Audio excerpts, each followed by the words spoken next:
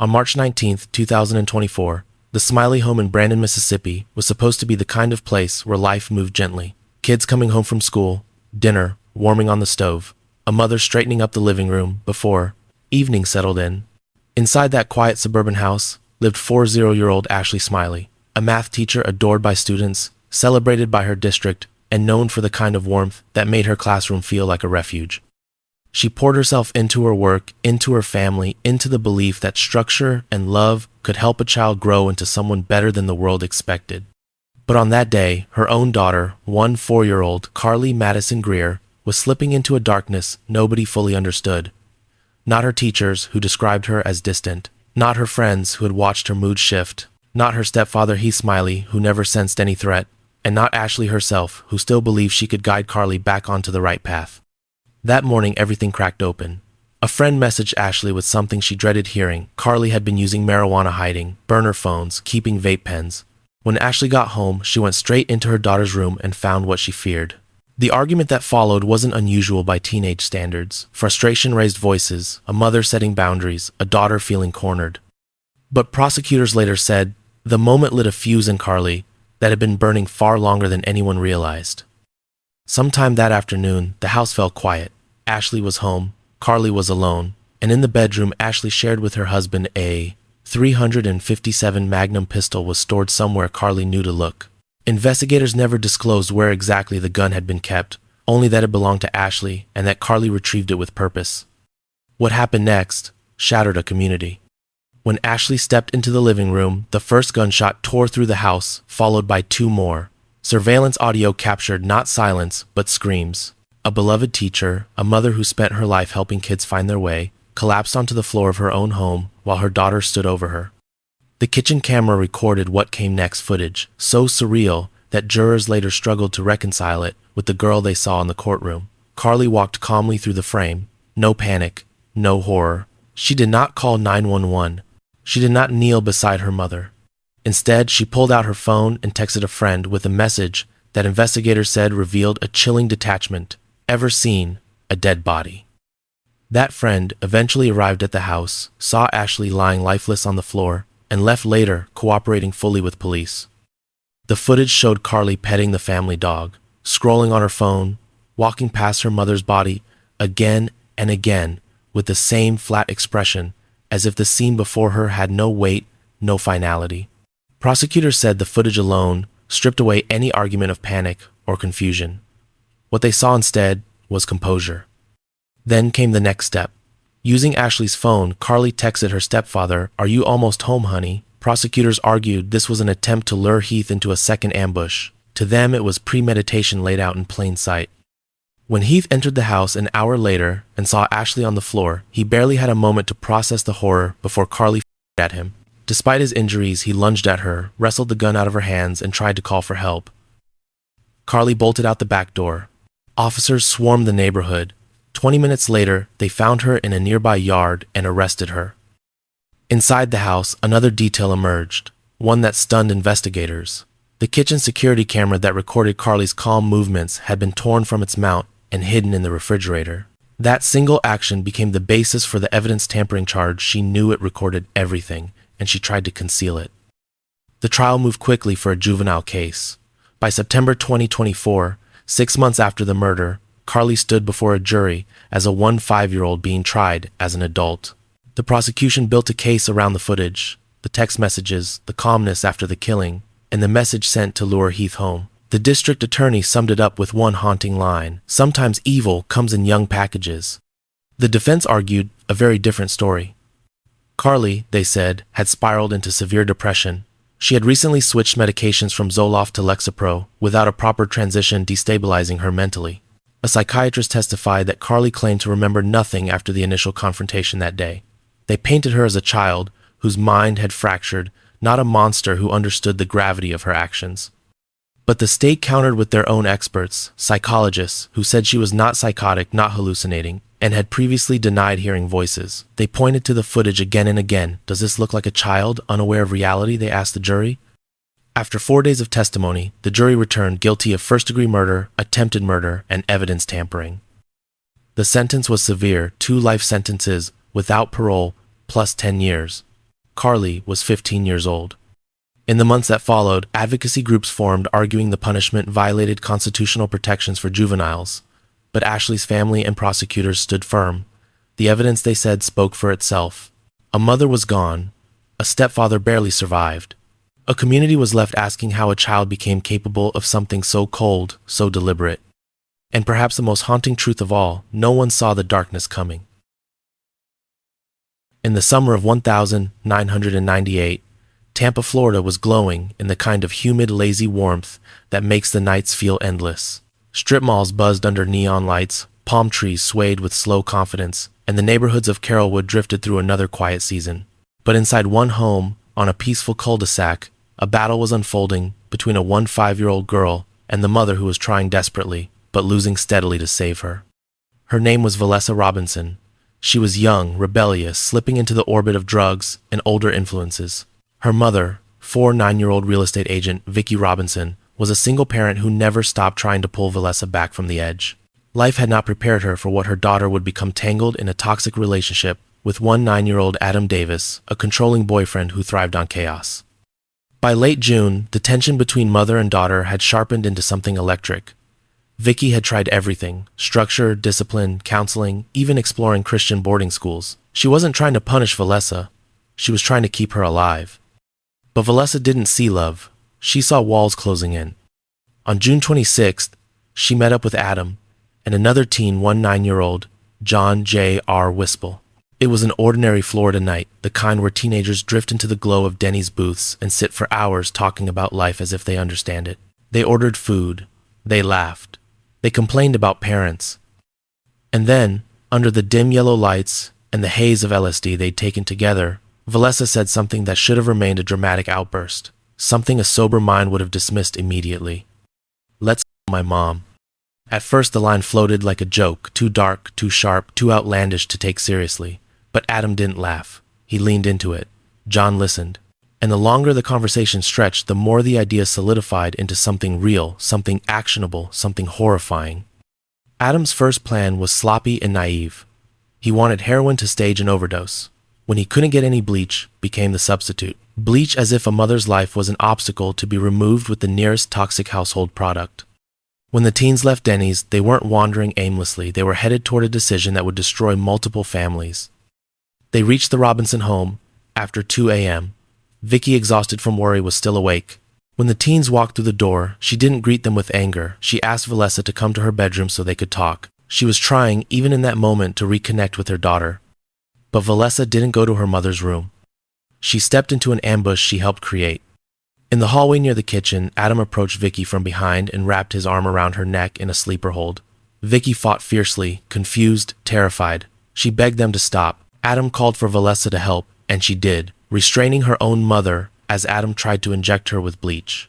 The attack was clumsy and brutal. When the injection didn't kill her, Adam choked her again. When that failed, he grabbed a knife and stabbed her repeatedly until her body finally went still. A mother who spent her life trying to save her daughter died at the hands of the very child she had sacrificed everything for. When the violence ended, the panic began.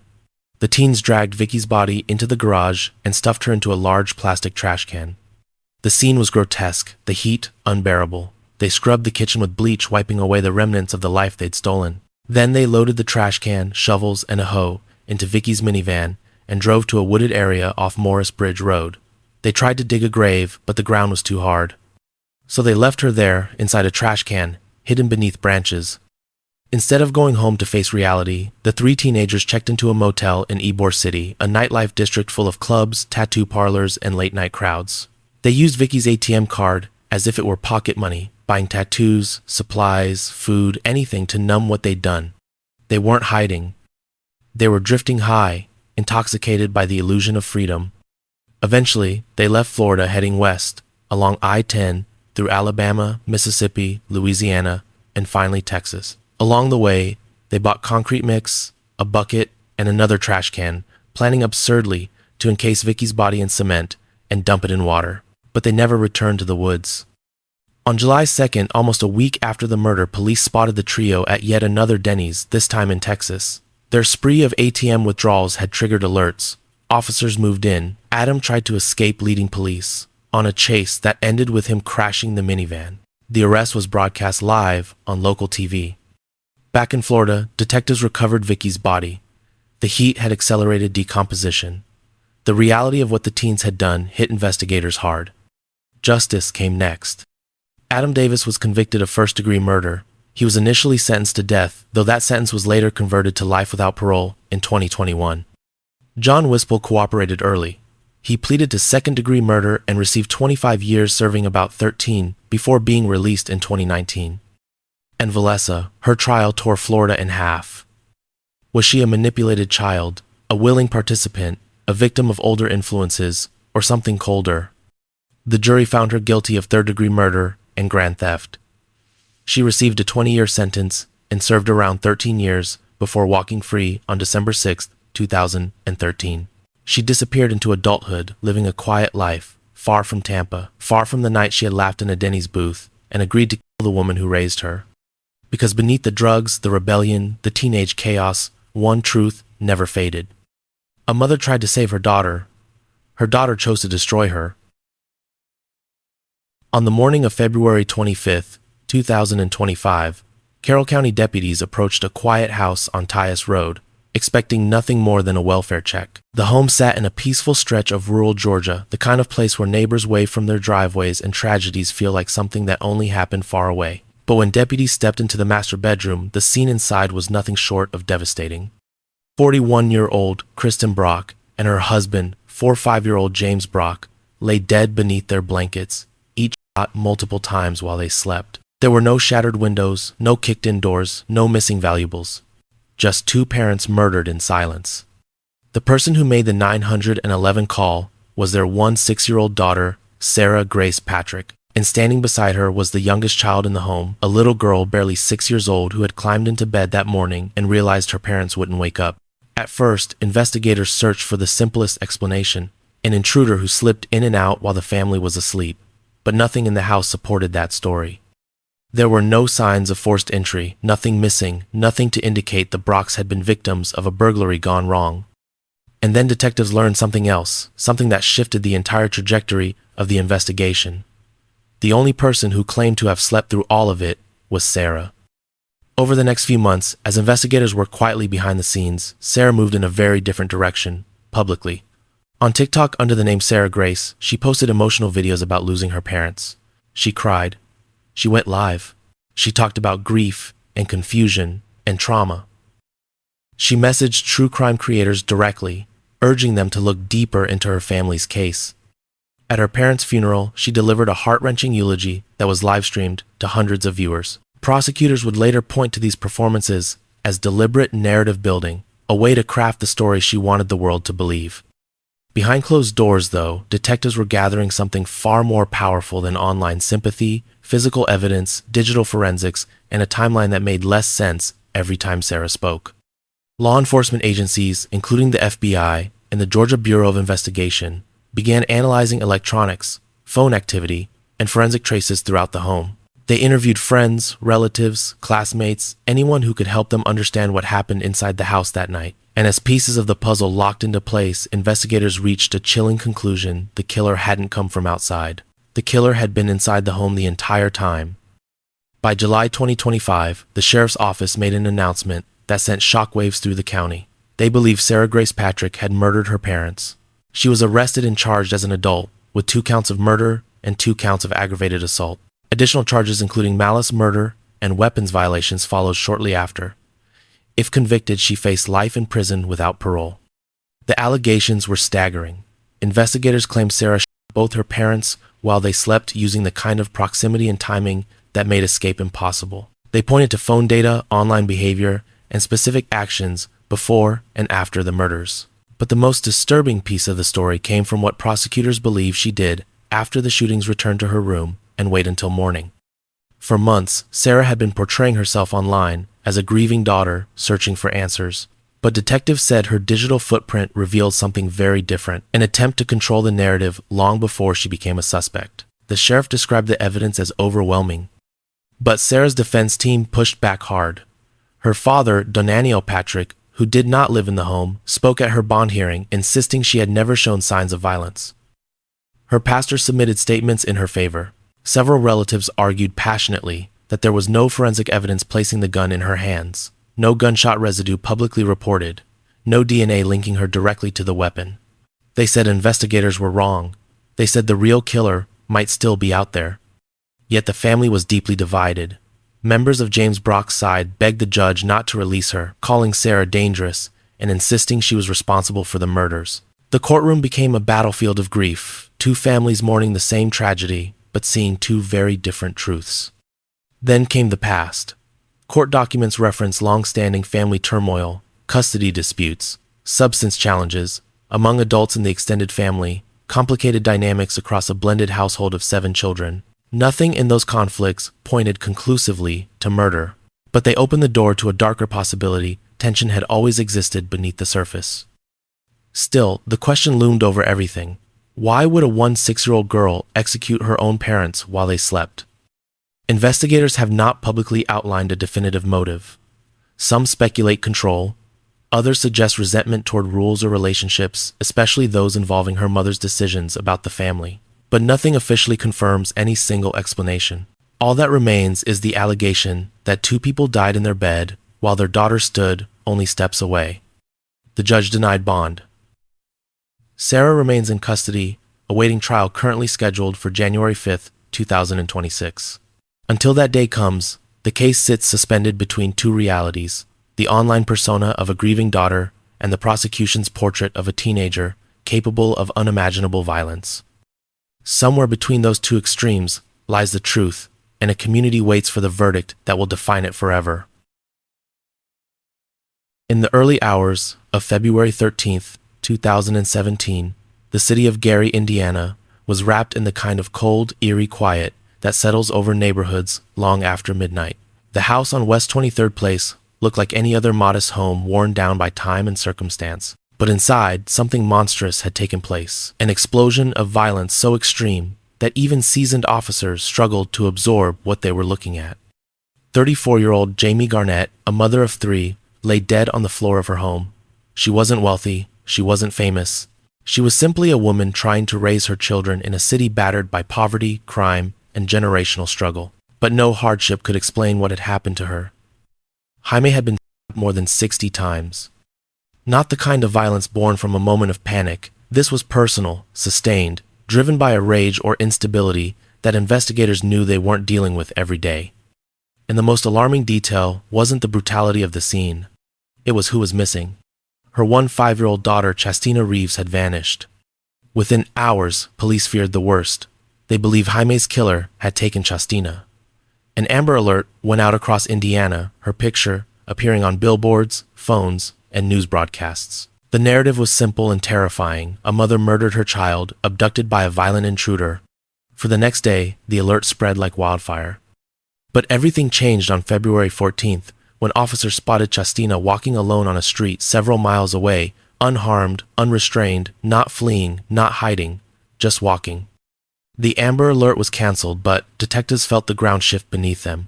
Her story didn't match the crime scene.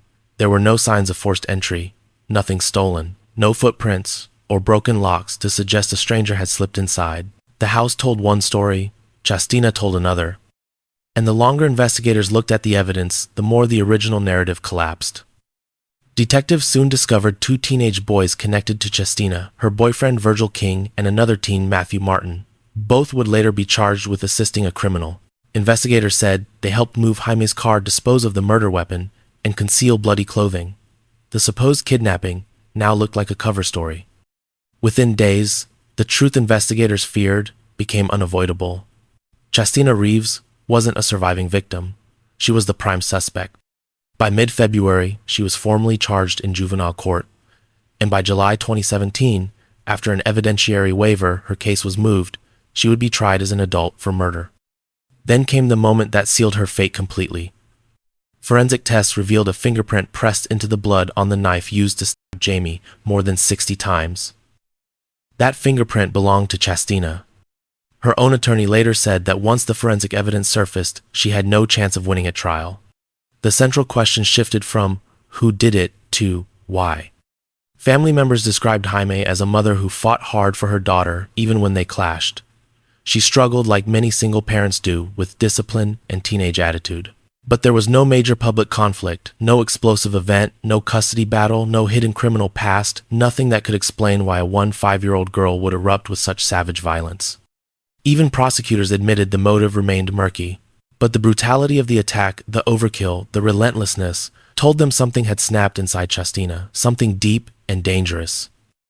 In May 2019, more than 2 years after the murder, Chestina abruptly changed course. She accepted a plea deal and stood in court as a 17-year-old facing an adult sentence. There would be no trial, no testimony, no jury, just a quiet admission. She was guilty of murder.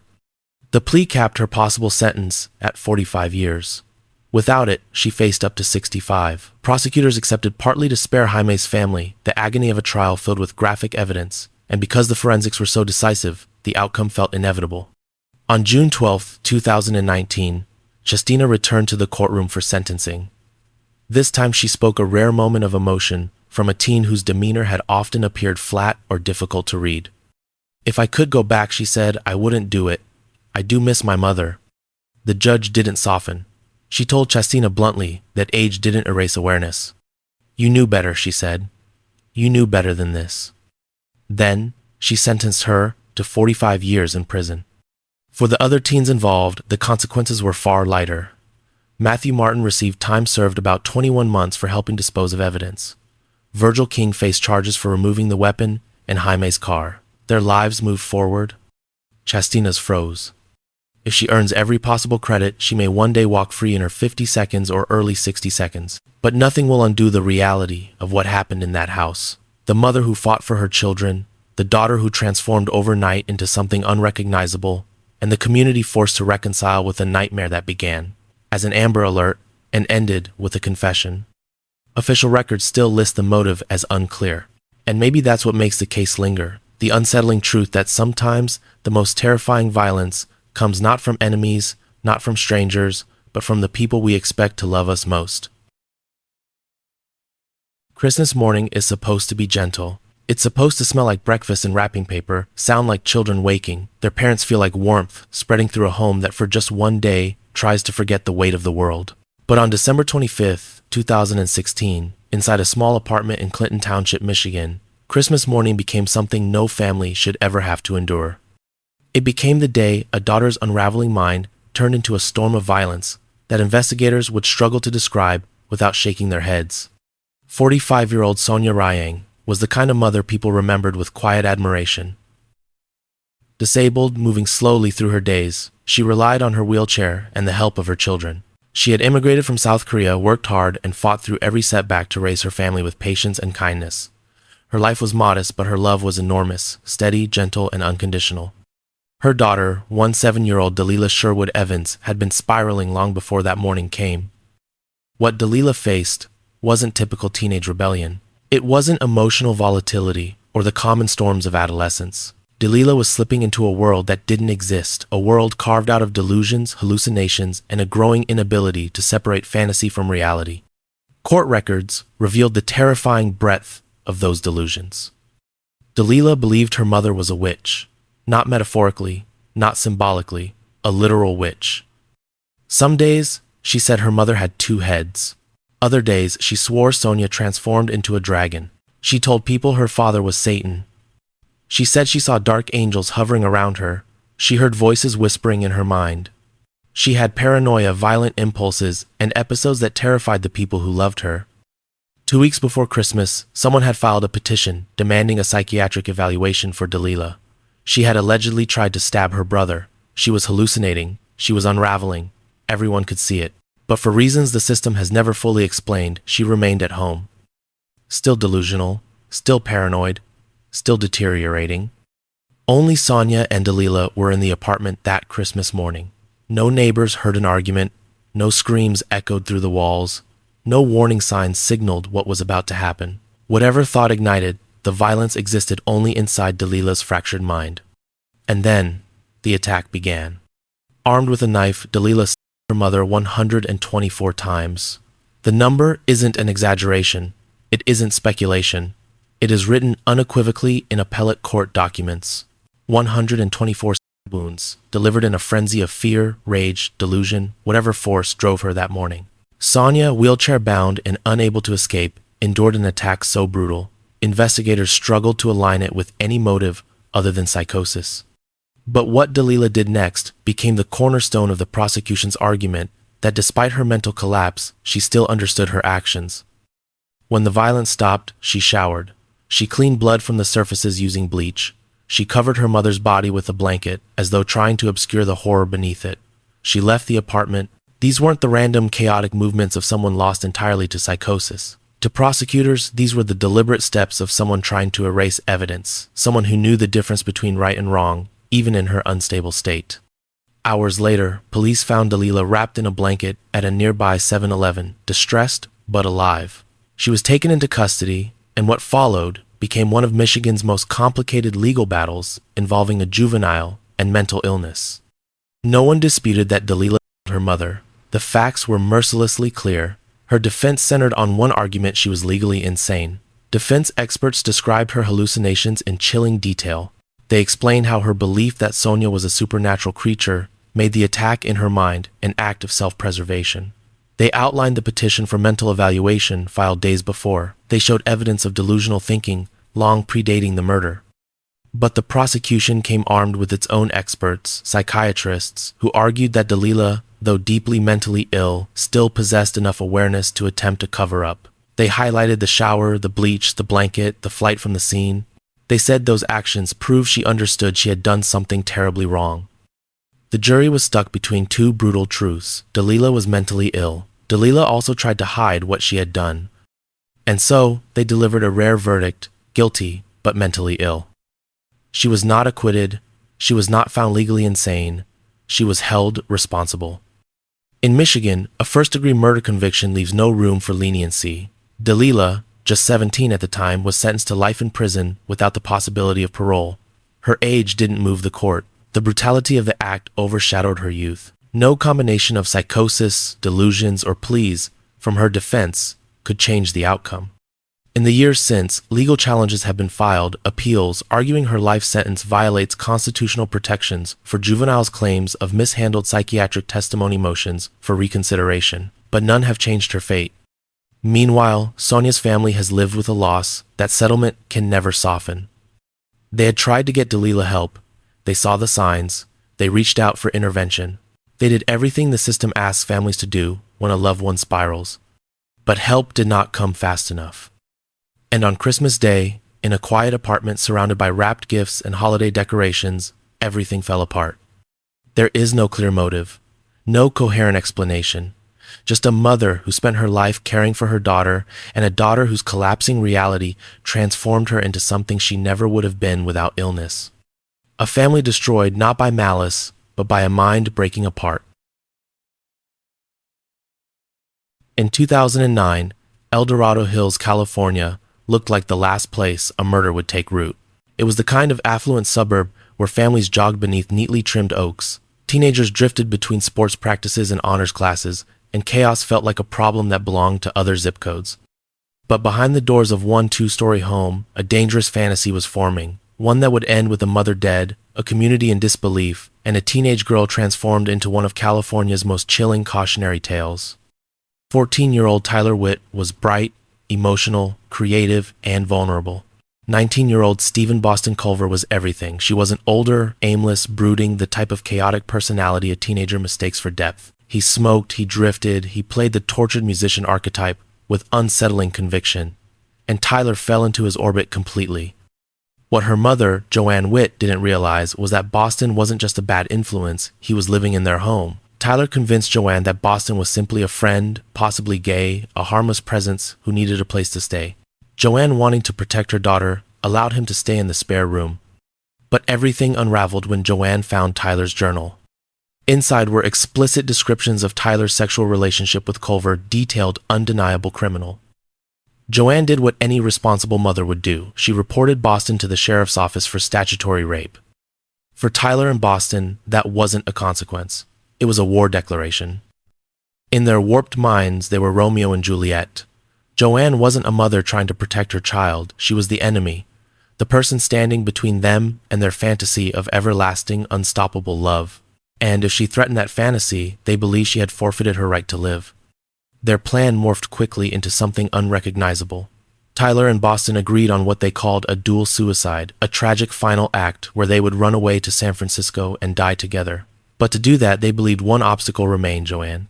She would report Tyler missing. She would press charges. She would keep Culver out of her daughter's life forever. So they decided she had to die. The month before the murder was volatile. Police responded to a 911 call where Joanne could be heard panicking, injured, while Tyler screamed in the background. Tension inside the home was reaching a breaking point. Joanne still tried to parent her daughter, but Tyler no longer saw her as a mother. She saw her as the person tearing her world apart. On June 11, 2009, Tyler set the plan in motion. During dinner, she slipped multiple sleeping pills, Benadryl and Tylenol PM, into her mother's food. Slowly, groggily, emotionally drained, Joanne went to bed. Tyler unlocked the door and let Boston inside. Sometime after midnight, the two walked into Joanne's bedroom. Boston carried the knife. Tyler stood in the doorway. Through her hands pressed against her ears, she could still hear her mother begging him to stop.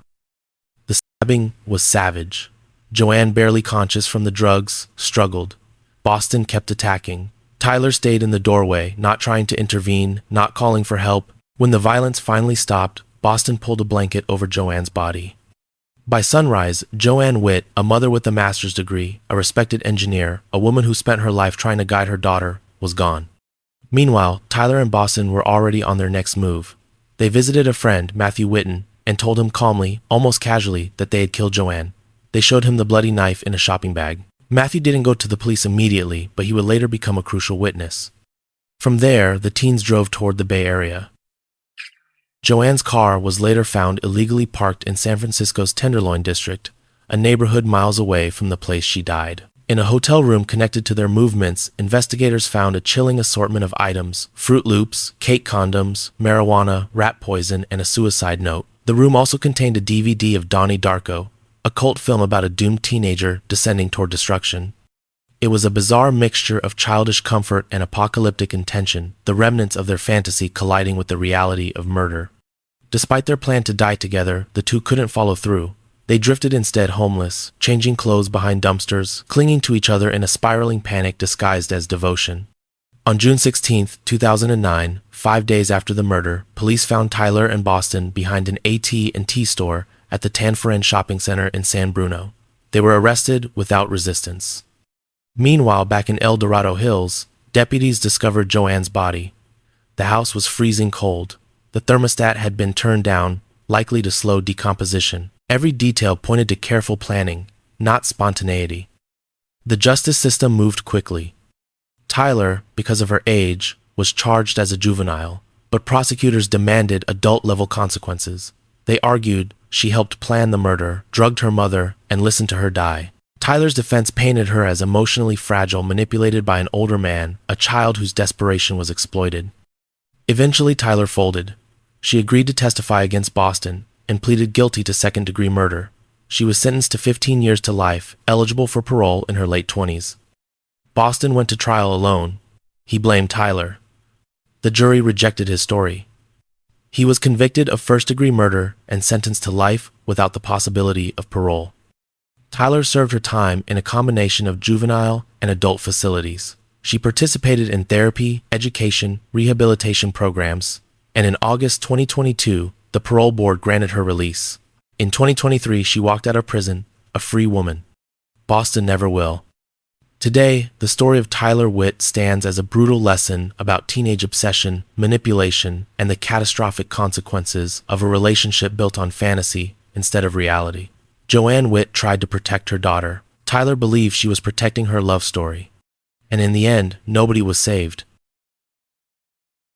Just after midnight on July 7, 2024, Palm Bay, Florida was wrapped in a thick, humid silence, the kind that hangs heavy over a sleeping neighborhood. Most homes were dark, most families already deep into their dreams. But at 1:06 a.m., a call came through to 911 from a house on Benshore Road, NW. The voice on the line was trembling, breathless, and afraid. "Help me," the girl said. It was 16-year-old Julia Grace Agler. She told the dispatcher, There had been a break-in. Someone smashed into the house with a hammer, she said. Someone attacked her family. Someone had just fled into the night. But when the dispatcher asked why she kept her 2 dogs inside her bedroom during the attack, Julia responded with a sentence so strange, so out of place, that it made the operator pause. I didn't want them getting blood on their paws. Within minutes, officers arrived. Guns drawn, flashlights slicing through the darkness, they moved room by room through the house. What they found was not the aftermath of a burglary, not a chaotic ransacking, not the reckless mess an intruder usually leaves behind. In the living room lay Kelly McCullum, Julia's mother, multiple times. Down the hallway inside a bathroom, officers found 2-year-old Matthew Sherrock, Kelly's boyfriend, also dead. 2 bodies, 2 scenes, 1 house, and absolutely no signs of forced entry. Nothing stolen, nothing broken except for strategically placed glass. Nothing disturbed except what someone wanted to disturb. From the first moments, the crime looked personal, precise, not the work of a frantic stranger. And yet Julia insisted someone had broken in. But the more investigators looked, the more her story frayed. Officers noticed the broken glass wasn't beneath the victims, it was on top of them. A detail that didn't match Julia's sequence of events. It looked staged, deliberately placed. Investigators began to watch her closely. Then detectives checked the exterior security cameras. There was no intruder approaching the house, no masked figure fleeing, no broken-in door, no footprint trails or unexplained movements. There were only 2 sets of people caught on camera that night, the victims as they returned home, and the officers who later responded. Everything in between the hours where the murders occurred was a void Julia claimed to have slept through.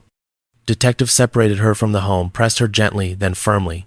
The inconsistencies grew, the details shifted. Eventually, the facade fell apart. According to investigators, Julia admitted the break-in never happened. The crime scene began telling its real story, one far darker. Detectives believe that earlier that evening, Julia entered her mother's bedroom and retrieved a .38 caliber revolver. They say she waited near the entryway for Kelly and Matthew to come home. When they stepped inside, bags still in their hands, the night still ordinary, she greeted them with 2 words, "Welcome home." Then she opened fire. Kelly collapsed in the living room.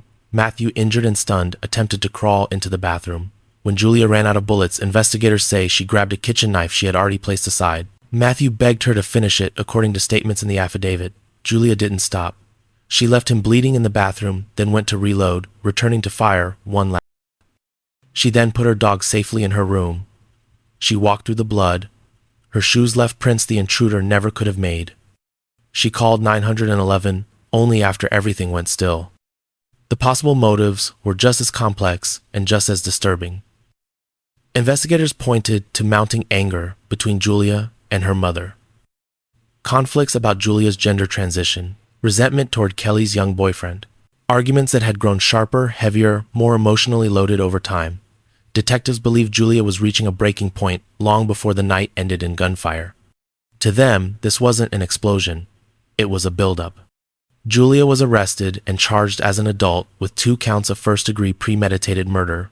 Florida law prevents the death penalty for minors, but she faces life in prison if convicted. The case stunned Palm Bay. Neighbors struggled to reconcile the quiet teenage girl with the accusations leveled against her. Online, the story spread quickly. Some people defended Julia, arguing she was a child under extraordinary emotional pressure. Others viewed the crime as chillingly calculated, especially the detail about keeping the dogs away from blood. And the most unsettling part of all is that legally, everything remains alleged until trial. Investigators say the evidence is overwhelming. Her defense insists there's more to the story, more emotion, more nuance, more pain beneath the surface. Her trial has no date yet. Her future rests entirely in the hands of a jury who will eventually hear the full story.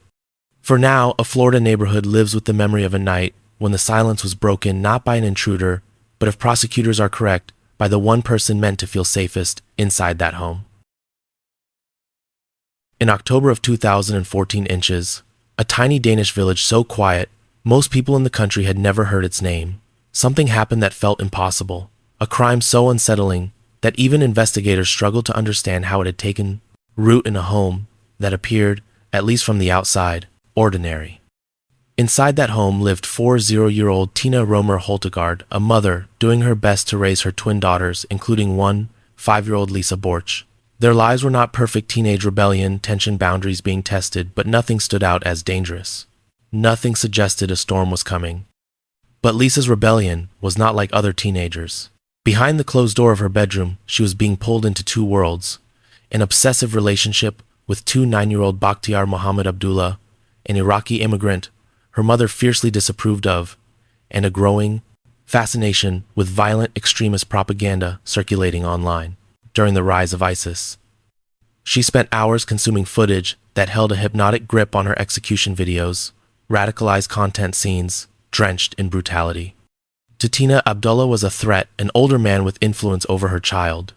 To Lisa, he was the person who understood her. And when Tina tried to intervene, the relationship between mother and daughter cracked further. On the night of October 8th, everything was quiet. Tina took sleeping pills before bed, something she occasionally did. Her daughters were home. There were no arguments, no slammed doors, no signs that violence was brewing. But as investigators would later learn, Lisa's phone activity that night told a different story. She had been watching extremist videos depicting people being stabbed just hours before her mother died. Sometime in the early morning hours, as Tina slept defenseless in her bed, someone picked up a knife. Who exactly held the knife, Lisa or Abdullah, remains one of the most haunting uncertainties in Danish legal history. The court ruled that both participated in planning the murder, but could not determine who delivered the fatal stab wounds. What was clear, however, was the outcome. Tina was around 20 times, attacked while unconscious, unable to fight or even open her eyes long enough to understand what was happening to her. When the violence stopped, the house fell silent once more, and then Lisa made a phone call. Her voice was calm, too calm. She told police she had seen a white man running from the house. She sounded confused, frightened, concerned for her mother, but officers arriving on the scene quickly sensed something about her demeanor was off. She wasn't shaking, she wasn't crying, she wasn't behaving like a teenage girl who just discovered her mother brutally murdered in bed. Her flatness unsettled them, and then the evidence began surfacing. There was no forced entry, no sign of a stranger, no trace of the mystery white man she claimed to see. But there was something else: her search history. In the hours before the killing, Lisa had repeatedly watched ISIS execution videos. Investigators found messages between her and Abdullah, exchanged at suspiciously late hours. They uncovered communication patterns suggesting planning, not coincidence. Tina had long feared Abdullah's influence, and now the police saw the same red flags. The narrative Lisa told had collapsed. As investigators dug deeper, the truth crystallized into something darker. Lisa and Abdullah had orchestrated Tina's murder together. Under Danish law, if two people plan a killing, and it's unclear who physically carried out the stabbing, both are equally guilty. During the trial, Lisa sat quietly in the courtroom, pale, composed, emotionally unreadable. Abdullah sat opposite her, denying involvement. Each pointed at the other. Each insisted the other was the mastermind, but the shared planning bound them together. The trial shook the country. Denmark is not accustomed to crimes like these: youth radicalization, teenage involvement in extremist content, a mother murdered in her sleep.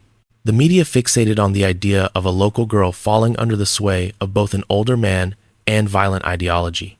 How does a child in a quiet village become captivated by the darkest corners of the internet? How does that fascination translate into murder?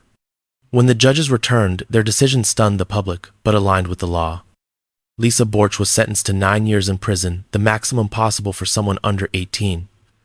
Abdullah received 13 years, followed by mandatory deportation. Lisa's sentence reflected her age, but also the severity of her actions. For many, 9 years felt too short. For others, it underscored the tragedy of a child who wandered into a world she was too young to understand. Even years later, the question still lingers. Was Lisa manipulated by Abdullah, radicalized by extremist content, or fully responsible for orchestrating her mother's death? The truth likely lies tangled between all three: an unstable mix of teenage vulnerability, dangerous influence, and the intoxicating pull of attention from an older man who should never have been in her life. In a village known for nothing at all, a mother died because her daughter crossed into a world of violence and never returned. On a cold March morning in 2023 inches, Balashikha, a dense gray suburb just outside Moscow, two janitors began what should have been another routine shift. They walked toward the dumpsters behind an apartment block, carrying their tools, preparing for another day of quiet, thankless work. But lying beside the metal containers was something wrapped in a bedsheet. At first glance, it looked like old furniture or discarded textiles someone had dragged down from a cramped flat. Then the sheet slipped, and the janitors realized they were staring at a woman's body. Her name was Anastasia Miliskaya, a 39-year-old real estate agent and single mother who had moved to the region in hopes of building a better future for her teenage daughter. She worked relentlessly, showing apartments, hustling for clients, saving every ruble she could. She dreamed of buying their own place, of taking her daughter to the sea, of finally giving her child a life without worry. She raised exotic pets, cats, dogs, even a meerkat because they brought her daughter joy. She traveled all the way to Chechnya to buy insulin that worked best for her child's diabetes. Everything she earned, every sacrifice she made, was for the daughter she adored. And yet the body lying near the dumpsters showed clear signs of a violent death. Police arrived quickly and began canvassing the area. The sheet was a bed sheet, one pulled from someone's home, not trash. That alone meant the killer was close. Too close. Security cameras from the building soon gave investigators their first clue. In the grainy night footage, two teenage boys dragged the sheet-wrapped body from one of the apartment entrances toward the dumpsters. They weren't masked. They weren't coordinated. They looked like kids. Because they were. Two 6-year-old boys hauling the corpse of a woman who had given her life to raising her child. Detectives traced the footage back through the building. And then the story took a turn that stunned not only the officers on the case, but the entire country. The apartment the body had come from wasn't the boy's home. It was Anastasia's. But Anastasia's teenage daughter wasn't there. For a brief moment, investigators feared she had been kidnapped or harmed. But when the boys were identified and brought in for questioning, what they told detectives was almost impossible to process. They said the 4-year-old girl, Anastasia's own daughter, had asked them to kill her mother. Not in a moment of rage, not during a fight, not as an accident, as a planned execution. According to official statements leaked to the press, this was the story the boys told. A conversation had taken place. The daughter complained she was tired of her mother's rules, tired of restrictions, tired of her mother's relationship disagreements. She wanted freedom. And in her young mind, freedom meant removing the one person who stood between her and the life she thought she deserved. She allegedly told her boyfriend she wanted her mother gone. Instead of shutting down the idea, the boyfriend introduced two acquaintances, boys he believed would do anything for money. The price, 35,000 rubles, part of the more than 7,000 rubles, the daughter would later steal from her mother's savings. Anastasia had been saving that 1,000,000-ruble nest egg for years. For a down payment on a better home, for a rare vacation she could barely afford, for her daughter's future. Her killers would never give her the chance to use it. Investigators say the murder happened inside Anastasia's own apartment, the place where she kept her daughter's insulin cold in the fridge, the place she lit with warm lamps to make it feel like home after long workdays. The two boys allegedly waited inside. The daughter and her boyfriend waited on the balcony, smoking, talking, preparing. When Anastasia returned home from work and stepped through her own front door, the boys attacked. One grabbed her from behind in a chokehold. The other covered her mouth and nose. No knife, no gun, no opportunity for her to scream. She struggled, but she was overwhelmed. She died in the hallway of her own apartment. The daughter reportedly remained on the balcony until one of the boys knocked and said, "It's done." They kept her body in the apartment for 2 more days. The teenagers came and went, stepping around her as if she were furniture. Eventually, they stripped her bedsheet, wrapped her inside it, and carried her down the stairs, unable to lift her body fully into the dumpster, leaving her beside it before walking away like nothing had happened. The daughter, her boyfriend, and one of the killers took Anastasia's pets, the cats, the dog, the meerkat, and left the building, bouncing between different acquaintances' homes while discussing plans to go to the sea with the stolen cash. When police finally located the girl and brought her in for questioning, she initially admitted the plan. But later, she changed her story, claiming her boyfriend pressured her and that she had no idea the boys would actually kill her mother. The evidence said otherwise. Forensic psychiatrists examined her carefully. They determined she was legally sane, fully aware of right and wrong, not psychotic, not delusional. They described her as calculating, capable of manipulation, not a child overtaken by mental illness. Her boyfriend was found sane as well. Their sentences reflected their roles. The girl 8 years, her boyfriend 8.5 years, one killer 6 years, the other 9 years. No suspended sentence, no mitigation, and yet the girl's grandparents who helped raise her through her childhood illness arrived in tears, insisting she couldn't have been involved. They evolved from disbelief to heartbreak to a grief deeper than anything the courts could quantify. At the center of it all was one devastating, irreversible fact. A mother who worked herself to exhaustion to care for her daughter was murdered using the money she saved for that daughter's future. Not by a stranger, not by a criminal gang, but by the child she had protected for 14 years. In the summer of 2009, Ipswich, England, was a place many people passed through, but few chose to stay. Around the streets of Victoria Street and Limerick Close, life had collapsed into cycles of drinking poverty and addiction. Small flats reeked of cheap alcohol and unwashed clothes. Arguments spilled out from doorways. The police were familiar faces not because of crime waves, but because of constant, grinding human chaos. 15-year-old Lorraine Thorpe grew up in that world, not in a home, but in the orbit of middle-aged street drinkers who treated her like a mascot when they were sober and like a nuisance when they weren't. She bounced between foster placements and the collapsing life of her alcoholic father, Desmond Thorpe, who struggled with disability and addiction. She didn't have structure. She didn't have safety. She had survival instincts shaped entirely by the broken adults around her. Among those adults were two people who would define her fate. Rosalind Ross Hunt, a 41-year-old longtime street drinker who sometimes acted like a surrogate mother, and Paul Clark, a violent alcoholic who controlled the Nexon circle through intimidation. Lorraine craved approval from Clark in a way that made her vulnerable and dangerous. The triggering incident seemed insignificant, a fight about a dog. One argument between Roz Clark and Lorraine ignited something toxic and irreversible. Clark believed Roz had disrespected him. Lorraine, desperate for Clark's approval she received from no one else, aligned herself instantly with him. That was the moment the switch flipped. And once it did, Roz was no longer a drinking companion. She became a target. Clark lured Roz to his flat, an unclean, suffocating space filled with the remnants of a life long abandoned. When Roz entered the flat, she didn't realize she was entering a cage. The beating started almost immediately, and Lorraine, just 15 years old, didn't recoil in horror. According to testimony, she laughed. She participated. She found pleasure in the brutality. The torture lasted days. Not minutes, not hours, days. Rose was beaten, humiliated, crushed emotionally and physically until she couldn't stand. She was trapped with the two people destroying her. Every attempt she made to escape was met with more violence. She begged, she cried, she deteriorated. No one came to help. The community around them was too numb, too exhausted by years of dysfunction to notice another victim slipping through the cracks. On August 9th, police finally forced their way into Ross's home. After concerned neighbors reported they had not seen her, they found her dead. But the nightmare didn't end there. Clark and Lorraine realized Ross's death created a new problem. Ross had confided in Desmond, Lorraine's father. He knew too much, and Desmond was vulnerable, physically weak, cognitively impaired, unable to defend himself. To Clark, that made Desmond a liability. To Lorraine, desperate to stay in Clark's orbit, that made Desmond expendable. The attack on Desmond was vicious and swift. In his own grim flat where he lived alone, with little more than his addiction and his disability, he was smothered with a cushion. When he struggled weakly, they kicked him. He died on the floor, beaten and suffocated by the daughter he had raised through the chaos of their shared life.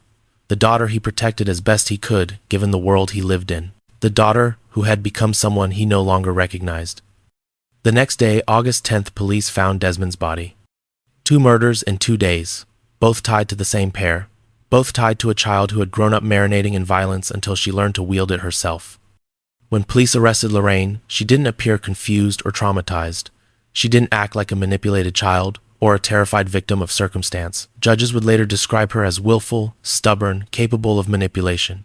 She had adapted to cruelty so deeply that it had become her language. The courtroom heard the full extent of the horrors inflicted upon Ross and Desmond. The torture, the domination, the brutality inflicted by adults and echoed by a teenage girl who had grown up believing violence was not just normal, but necessary. The jury didn't deliberate long.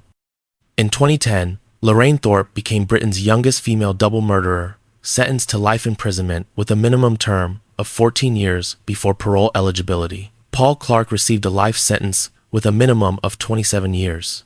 His reign of violence ended in 2014 when he died in prison, believed to have taken his own life. Lorraine remains incarcerated at HMP Foston Hall.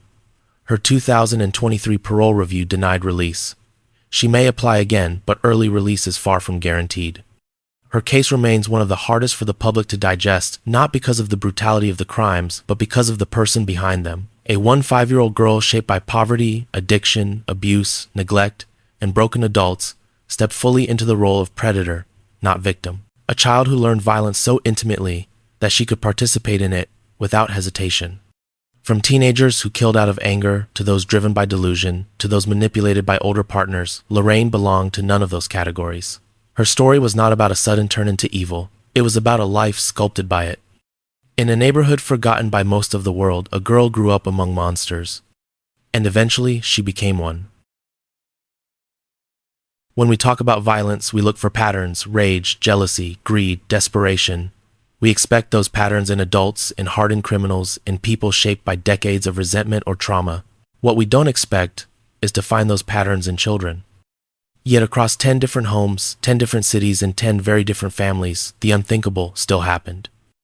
A 4-year-old who walked calmly past her mother's body. A teenager giggling in a Denny's booth while planning her mother's murder. A girl who cried on TikTok as the public mourned the very parents she was accused of killing. A daughter who turned an Amber Alert into a smokescreen for her own crime. A mentally ill teen whose delusions burned bright enough to extinguish a life. A girl consumed by obsession, willing to let a boyfriend carve her future into tragedy.